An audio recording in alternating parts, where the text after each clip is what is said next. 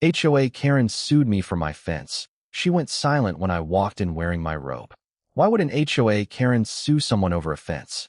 And why did everything suddenly go silent when that homeowner walked in wearing a robe? Hello, everyone, and welcome back to the channel. We are glad to have you here for another unforgettable story. Before we begin, please subscribe to the channel and turn on notifications so you never miss our latest stories. Thank you for watching, supporting, and continuing this journey with us. Your time and support truly mean a lot to the channel. Before we start, tell us in the comments, where in the world are you watching from, and what time is it there right now? Now, let's get into the story.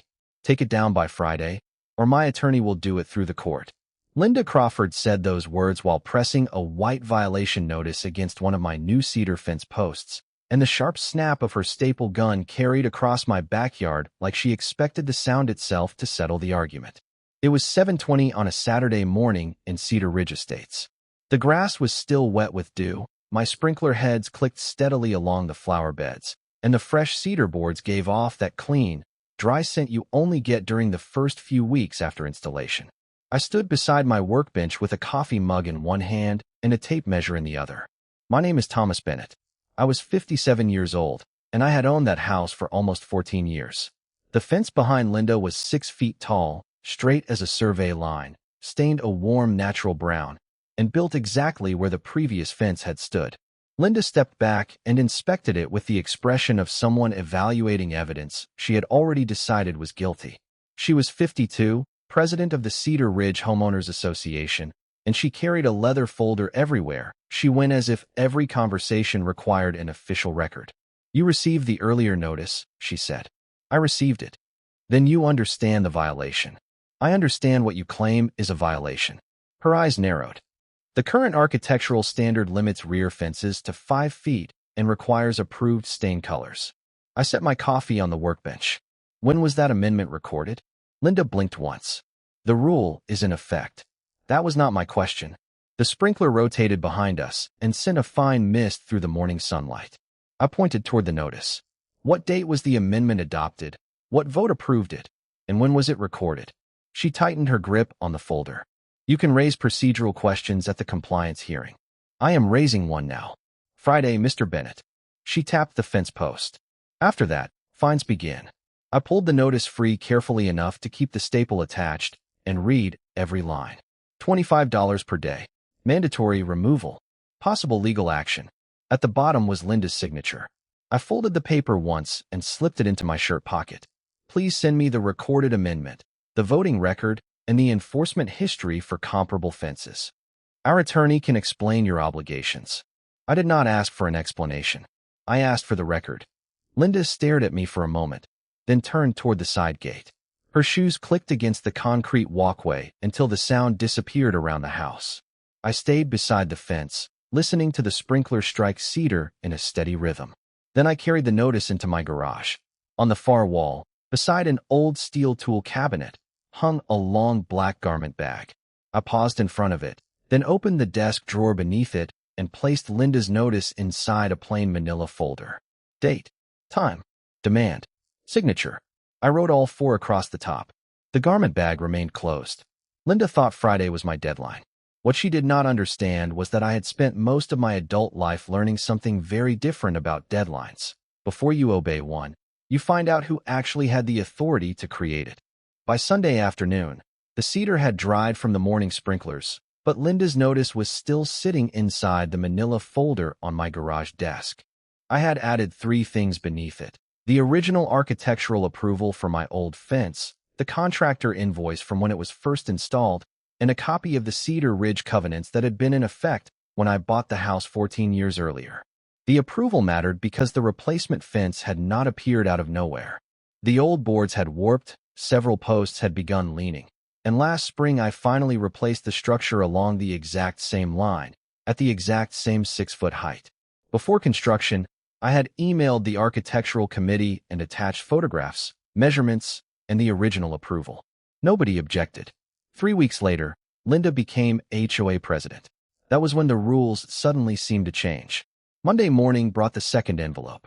I heard it slide through the mail slot while I was making coffee. The paper inside smelled faintly of fresh toner. Notice of continuing noncompliance. $25 per day beginning Friday. I read it twice, scanned it, and placed the original behind Saturday's notice. At 9:12, I emailed Linda and copied the HOA management office. I requested the recorded covenant amendment establishing the 5-foot limit, the homeowner vote approving it, the meeting minutes reflecting adoption, the architectural standards in effect when my fence was originally approved, and enforcement records involving comparable fences. Her response arrived 23 minutes later. The board is not required to debate established rules with individual homeowners. I smiled at the screen. I had not asked for a debate. Tuesday evening, my daughter Rachel stopped by after work. She found me walking the neighborhood with a small notebook. "What are you doing?" "Looking at fences." "That sounds exciting." "You would be surprised." 2 blocks from my house stood a 6-foot cedar fence stained almost exactly like mine. Around the corner was another. Then another behind David Foster's property, the HOA treasurer. I photographed each one from the public sidewalk without stepping onto anyone's property. Rachel watched me write down addresses. "Linda is only finding you. That is what I am trying to establish." Back home, she followed me into the garage and noticed the growing folder on my desk. Her eyes drifted toward the long black garment bag hanging beside the steel cabinet. "You still keep that out here?" "It is convenient." "For what?" I closed the drawer. "Work." Rachel gave me the look daughters develop after years of knowing when their fathers are deliberately answering only half a question. Wednesday brought the compliance hearing. Linda sat at the head of a folding table in the Cedar Ridge clubhouse with David Foster and 2 other board members beside her. The room smelled of coffee, carpet cleaner, and printer paper. Linda opened with a prepared statement declaring my fence non-compliant. When she finished, I placed my original approval on the table. "Was this approval revoked?" David leaned forward. Linda answered before he could. "The current standard supersedes previous approvals. Show me the amendment language making it retroactive." Silence. I placed photographs of the 3 comparable fences beside my approval. "And please explain the enforcement distinction." David looked at Linda. One board member picked up the photographs. Linda did neither. She closed her folder and said, "Our attorney will address this." 2 days later, a certified letter arrived from Mark Ellison, counsel for Cedar Ridge. It demanded removal of my fence within 10 days and warned that the association was prepared to seek judicial enforcement. I read the final sentence, then opened a new folder. On the tab, I wrote one word: litigation. Behind me, the black garment bag hung perfectly still. Mark Ellison's letter was impressive in the way expensive stationery is supposed to be impressive. Heavy cream paper, embossed firm name, 3 pages of citations. The demand itself was simple: remove the fence, pay the accumulated fines, and reimburse Cedar Ridge for legal expenses. I read every citation before breakfast. By 8:30, I had found the first problem. Mark relied repeatedly on an architectural amendment supposedly adopted 18 months earlier, but his letter never identified the homeowner vote that authorized it. I emailed him at 9. "Please provide the adoption record, voting certification, effective date, and any language authorizing retroactive enforcement against previously approved structures." His answer came after lunch. "The association considers the amendment valid and enforceable." That was an opinion. I had requested evidence. Over the next 4 days, the daily fines continued. Linda sent automated notices every morning at 8. $25 became 50, then 75, then 100. I printed each notice, wrote the date in the upper corner, and placed it inside the litigation folder. Meanwhile, I kept walking Cedar Ridge. I found 7 fences taller than 5 feet. 4 had natural brown stain. 2 appeared newer than mine. None displayed violation notices. Helen Brooks, who lived 3 houses down, caught me taking measurements from the sidewalk. "Thomas, is this about Linda?" "Why do you ask?" Helen gave me a tired smile. "Because everything lately is about Linda." She told me the board had discussed tightening architectural standards after Linda became president, but Helen did not remember homeowners voting on anything involving fence height. That mattered enough for me to request the board minutes again. This time David Foster answered privately. He could not release confidential material, but he confirmed the record's request had been forwarded to management. The next morning, Linda called me. "You are turning a simple compliance issue into something much larger. I am asking how the rule became enforceable." Mark has already explained that. Mark stated a conclusion. Her voice sharpened. Thomas, everyone else manages to cooperate. I looked through my kitchen window at the 6-foot fence behind David's yard. Apparently not everyone is being asked. She ended the call without answering. 8 days later, a process server arrived at my front door just after 5 in the afternoon. He was courteous, almost apologetic, and handed me a sealed packet. Cedar Ridge Homeowners Association versus Thomas Bennett. The association wanted an injunction requiring removal of the fence, recovery of fines, attorney fees, and costs. Rachel arrived 20 minutes later and found me reading the complaint at the kitchen table. They actually sued you? They did. Over 6 feet of cedar?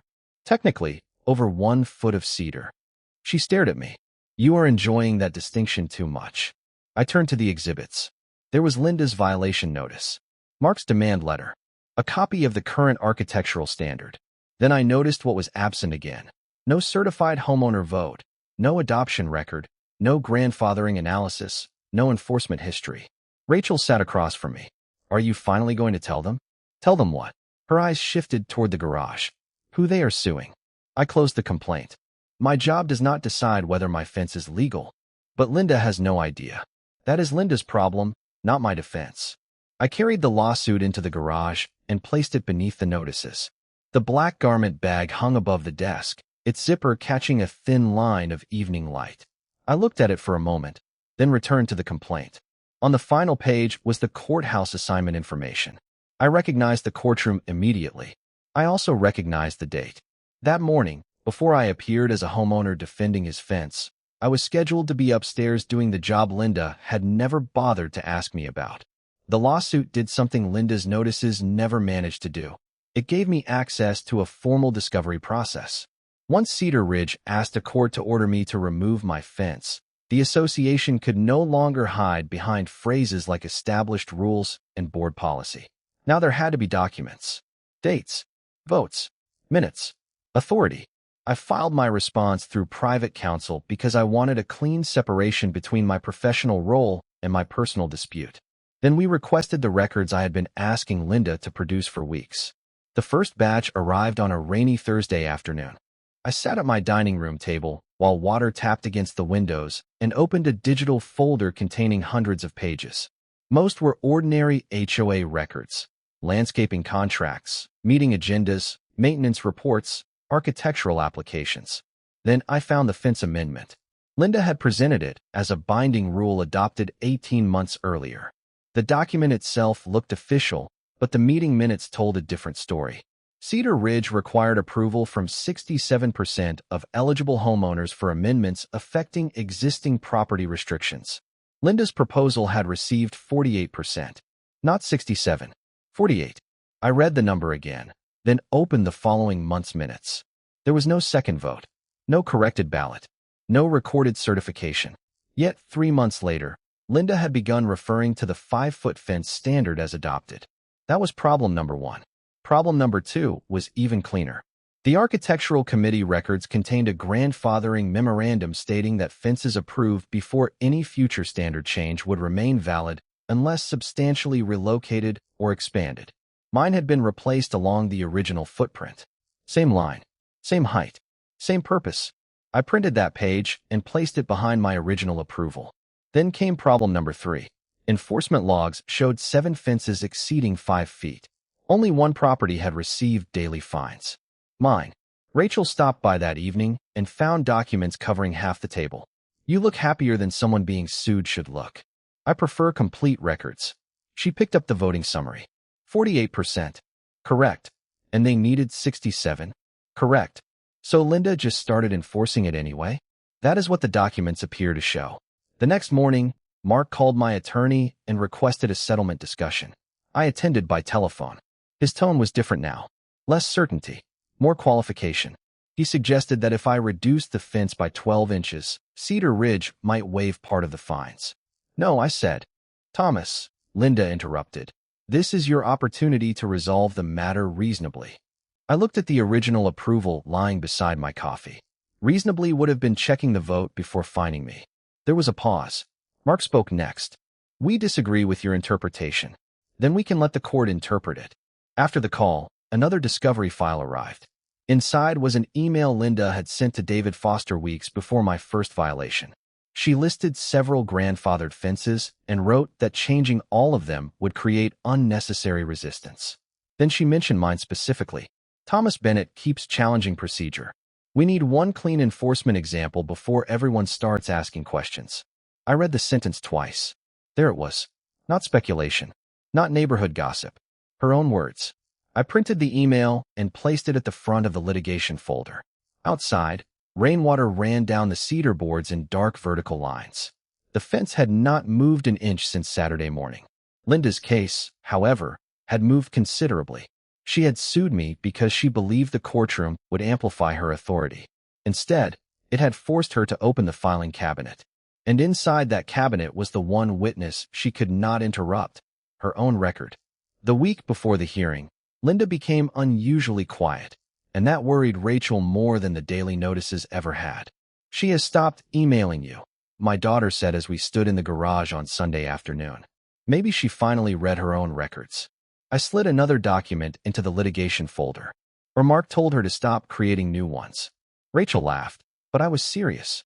Once a dispute reaches court, unnecessary words become expensive. I had learned that lesson long before Cedar Ridge existed.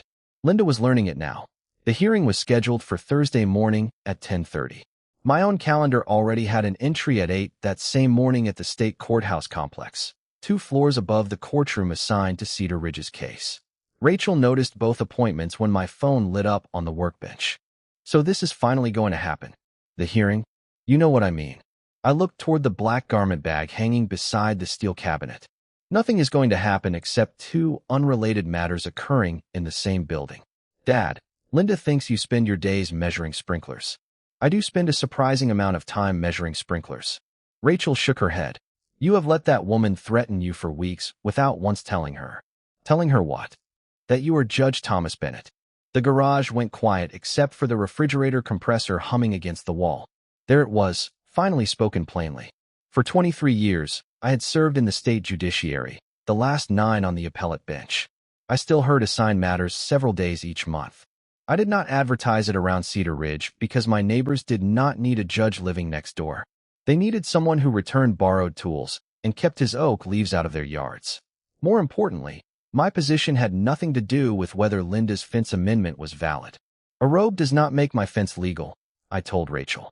No, but I would pay money to see Linda discover what you do for a living. That is precisely why you are not representing me. Monday brought another surprise. David Foster called privately and asked whether I had seen Linda's email about making me an enforcement example. Yes. He exhaled slowly. The full board never authorized that strategy. Then make sure your minutes accurately reflect what happened. Thomas, are you planning to go after Linda personally? I am planning to answer the lawsuit she filed. That distinction mattered. Revenge was emotional.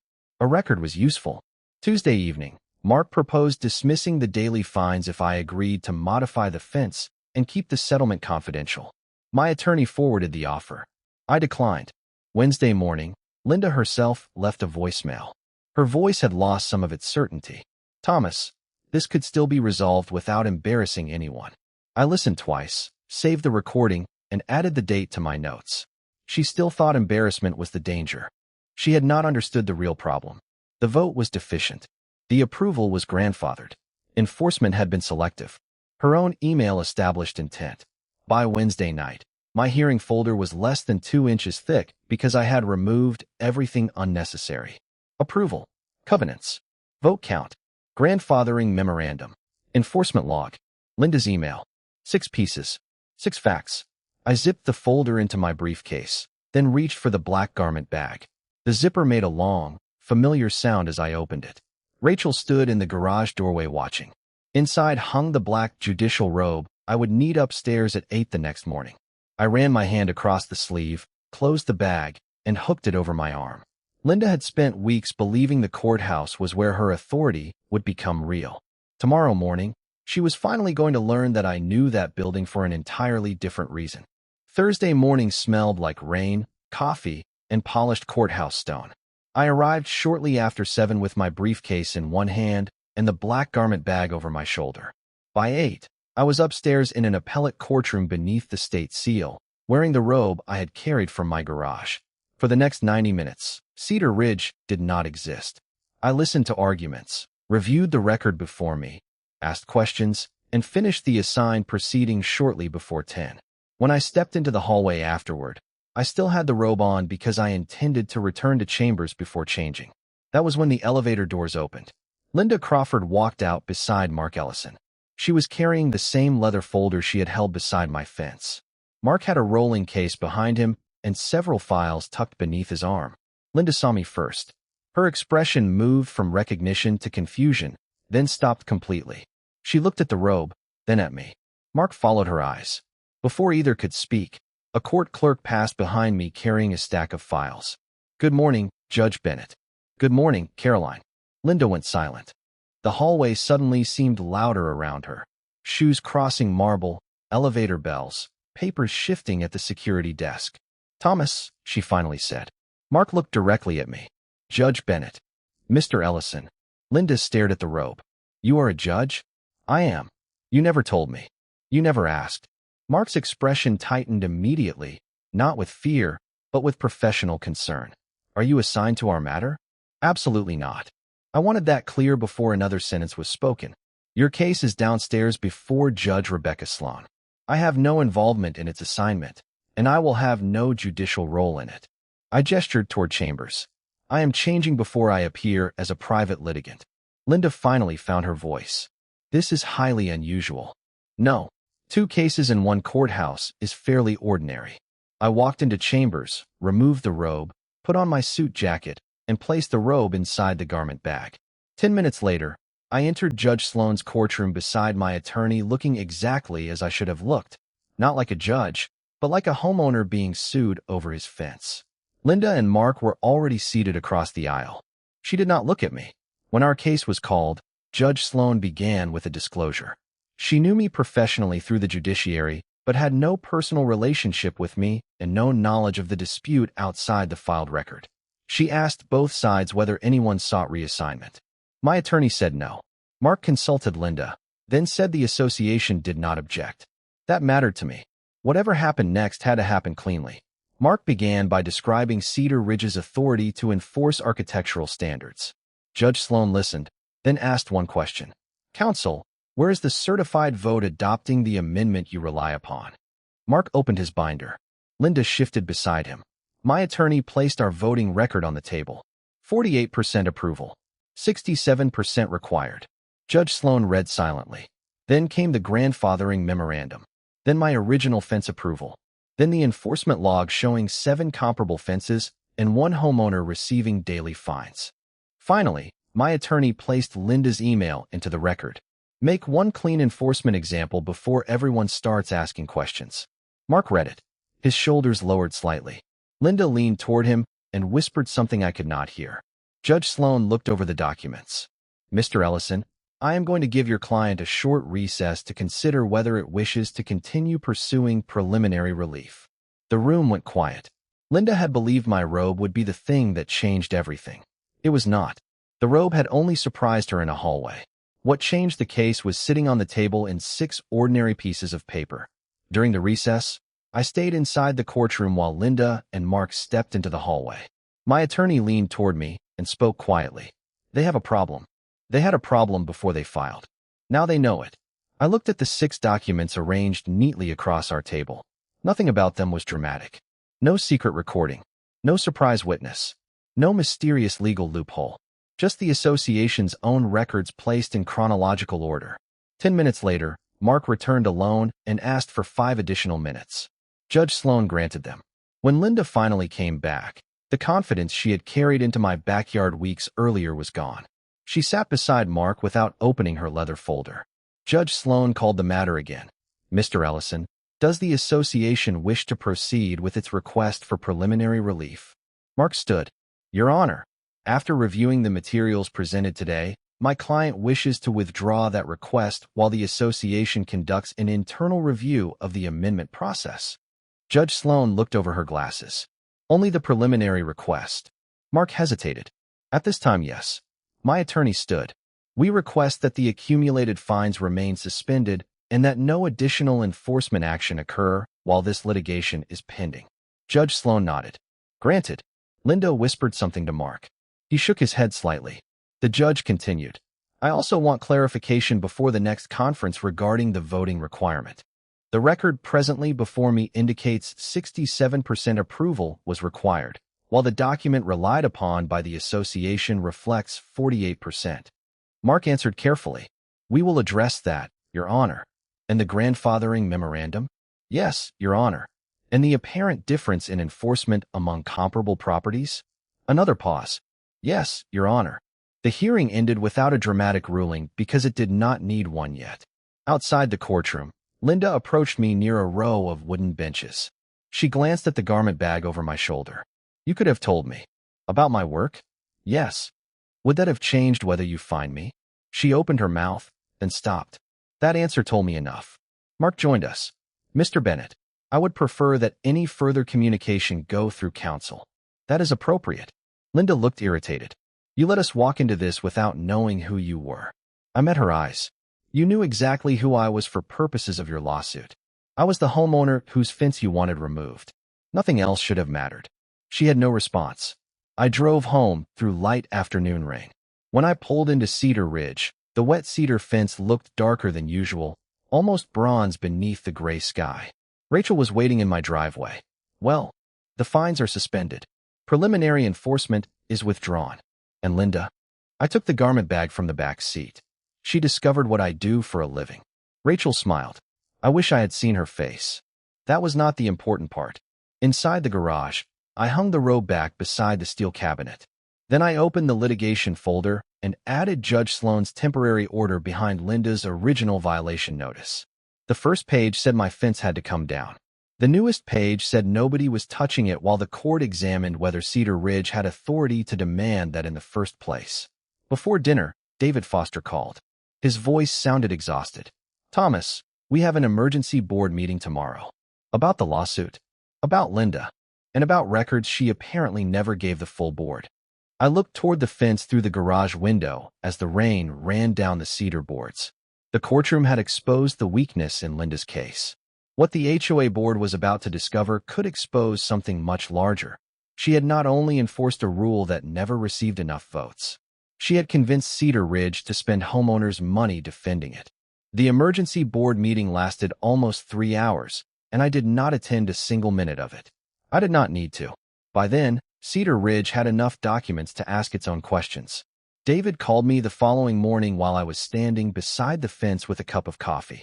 The cedar smelled clean after the rain, and droplets still clung to the top rails. Linda has been temporarily removed from enforcement decisions, he said. The board voted last night. What happened?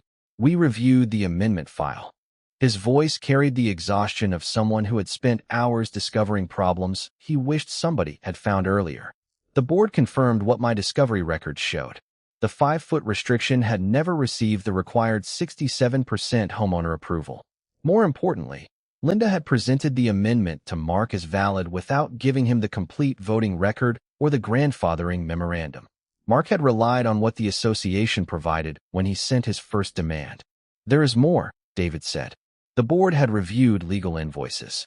Thousands of dollars had already been spent pursuing my fence, yet the minutes contained no recorded vote authorizing Linda to escalate the dispute into litigation at the stage she had done so.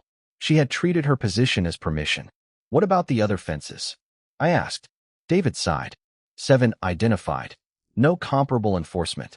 That afternoon, Mark contacted my attorney. This time there was no proposal involving 12 inches of cedar. Cedar Ridge offered to dismiss its lawsuit, cancel every fine, confirm my original architectural approval remained valid, and reimburse reasonable costs associated with defending the enforcement action. My attorney asked what I wanted. Written confirmation that the fence is compliant under its grandfathered approval. Anything else? A transparent enforcement procedure so the next homeowner does not have to discover the rules through litigation. 2 days later, we received revised terms.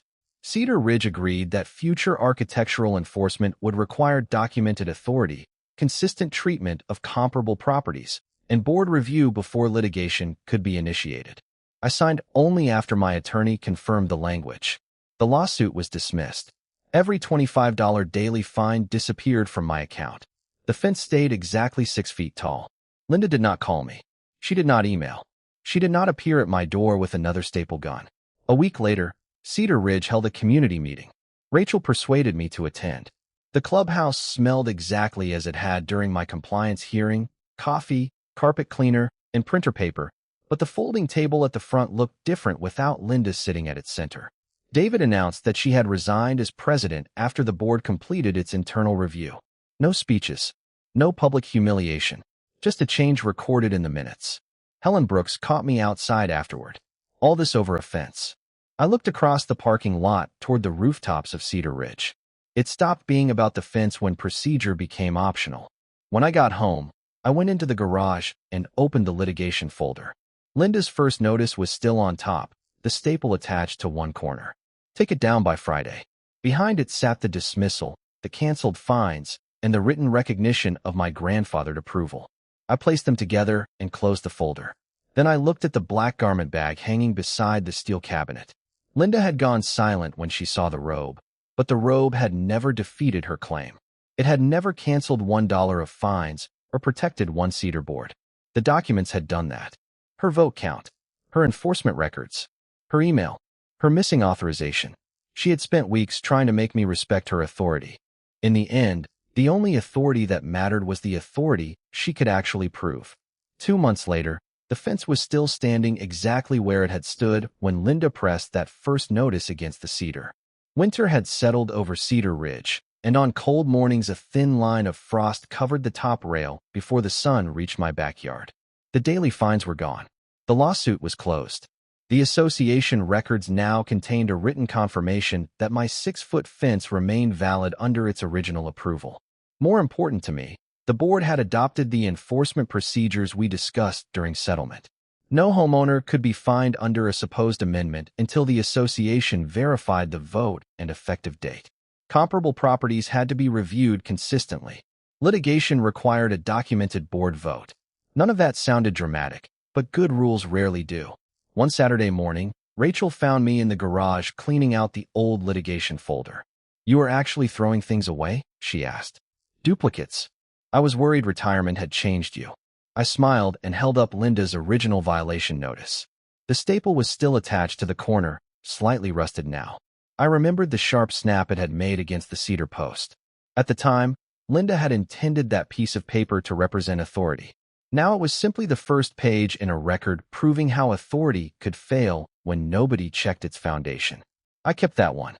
Behind it, I placed the dismissal, the canceled fines, and Cedar Ridge's written confirmation of the fence approval. Rachel glanced toward the black garment bag. And the robe? Court on Tuesday. Still strange that Linda never knew. Most people in the neighborhood did not know. They do now. That was true, although not because I had announced anything. News traveled quickly after the courthouse hearing. For a few weeks, neighbors treated me differently. Some called me Judge Bennett at the mailbox. Others suddenly became extremely interested in whether their trash cans were visible from the street. Eventually, everyone relaxed, which suited me fine. I had never wanted Cedar Ridge to become another courtroom. That afternoon, David Foster stopped by while I was replacing a loose gate hinge. He handed me a copy of the association's newly adopted enforcement policy. "Final version," he said. I read the first page while the scent of cedar dust drifted from the hinge holes. The policy required written authority, consistent enforcement, notice, review, and recorded board approval before legal action. "Looks reasonable." David nodded toward my fence. "Expensive way to learn it. Sometimes procedure looks unnecessary until skipping it becomes more expensive." After he left, I tightened the final screw and stepped back. 6 feet of cedar. That was all Linda had seen when this began. Something 1 foot too tall. Something she believed she could order removed because a title, a letterhead, and an attorney stood behind her. I had seen something different. I saw an approved structure, a voting requirement, a grandfathering rule, and a process that had to mean something even when following it became inconvenient. Near sunset, I carried the litigation folder into the garage and placed it beneath the black garment bag. The sprinkler system was shut down for winter, so there was no rhythmic clicking outside anymore. Just the faint sound of wind moving along the fence boards. Linda thought the most powerful thing I brought into that courthouse was the robe on my shoulders. She was wrong. The robe only made her silent for a moment. The record kept her silent for good.